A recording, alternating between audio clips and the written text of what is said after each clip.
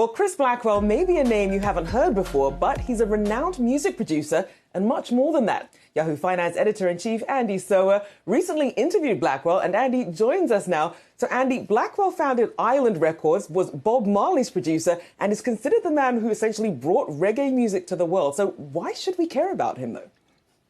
Right, Rochelle. I mean, first of all, if you care about reggae music, you care about Chris Blackwell. But as you suggest, there is so much more than that. First, let's just start as a music producer. Besides Bob Marley, he is the person who brought the world U2, Cat Stevens, Steve Winwood, and just dozens of more big names. But there's much more than that as well. He was a major force in the movie industry, the person who helped revitalize South Beach in Miami Beach. He's an entrepreneur, a business person, and really, he's kind of the real most interesting man in the world. If you remember those Dos Equis commercials, he grew up in Jamaica on an estate that was owned by Ian Fleming, the guy who wrote the James Bond novels, and owns it now. And now it's GoldenEye, as the estate is called, and you can see pictures of it there. Is a luxury resort. And so all kinds of jet setters stay there, all kinds of amazing stories. But he's also had a tremendous influence on business people, and I hope we can get into that a little bit as well. Well, Andy, let's first talk about some of those amazing visitors that you just referenced, because it has certainly an impressive list of the visitors that went and have been to GoldenEye, and that actually includes Steve Jobs, right?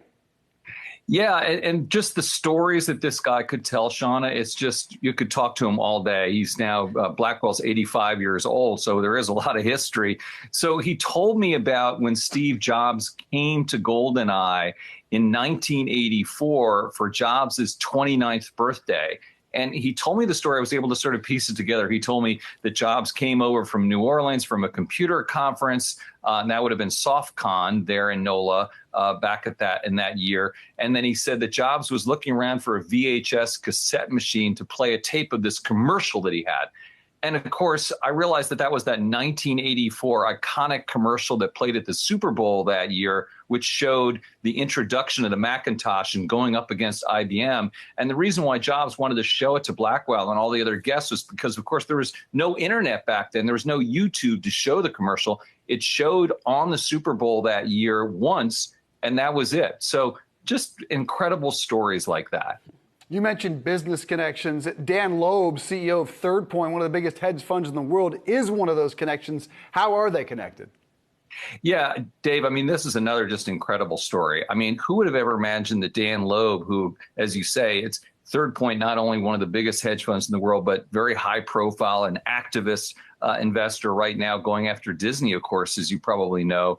And Dan actually ran into Chris Blackwell when Loeb worked at Warburg Pincus, and Blackwell was looking for some financing. This also goes back to the 1980s.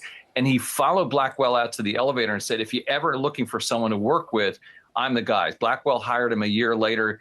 Dan Loeb spent a year there, traipsing around with Keith Richards and Marianne Faithfull and all kinds of other people, and Bob Marley looking to raise money, and eventually went back to Wall Street and started Third Point. But what I thought was most fascinating when I talked to Dan Loeb about Blackwell is he said Blackwell had this holistic approach to business where he would take disparate pieces and put them together and connect them in ways that people hadn't. And Dan's told me that he used that same sort of thinking to help build Third Point, to put different types of financing pieces of the capital markets together under one roof. And he says a lot of that came from working with Chris and trying to copy some of his thinking. Very cool stuff. All right, Andy Serwer, I think it's happy hour up there in Maine, if my memory serves me. Enjoy the holiday weekend.